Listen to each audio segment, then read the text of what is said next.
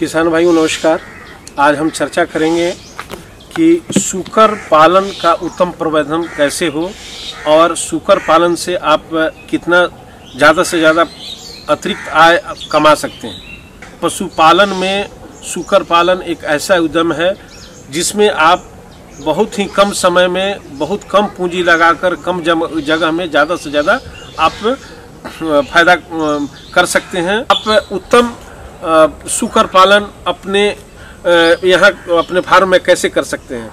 जैसे कि आप जानते हैं कि सूकर पालन या पशुपालन का कोई भी उद्यम में 70 से 75% जो खर्चा आता है वो दाने पर यानी कि खाने पर आता है।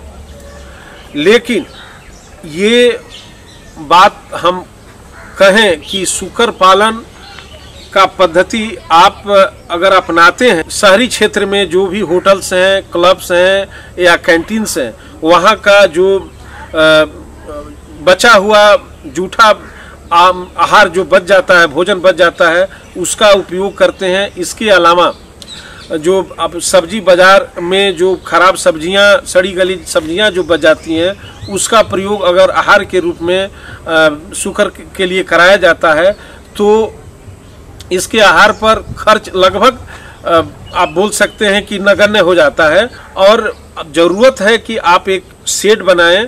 अगर आप स्थानीय उपलब्धता के हिसाब से उसका घर बनाते हैं, आवास बनाते हैं, बांस और पुआल का इस्तेमाल करके एक सूअर का शेड बना सकते हैं। किसान भाइयों आप देखेंगे कि जो सबसे ज़्यादा सूकर पालकों को दिक्कत होती है कि उनके बच्चे ठंडी के दिन में मरने लगते हैं। तो मैं सभी सूकर पालक भाइयों से ये कहना चाहता हूँ कि जो आपको टीकाकरण का तालिका बताया जाता है उसको आप अगर अनुसरण करते हैं तो आपके सूकर में किसी तरह का रोग नहीं आएगा।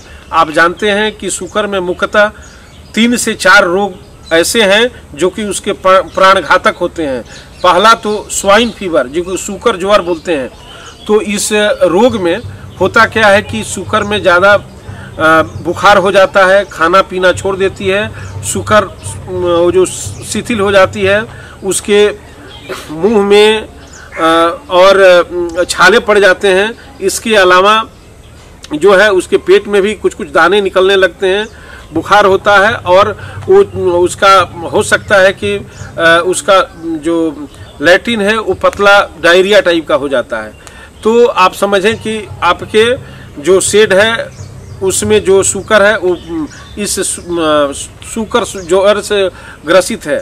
इसके चिकित्सा के लिए तुरंत अपने निकटतम पशु चिकित्सक से संपर्क कीजिए, या आप खुद अनुभवी हैं तो आप जो है पशु चिकित्सक के सलाह के अनुसार दवाई का इस्तेमाल करें।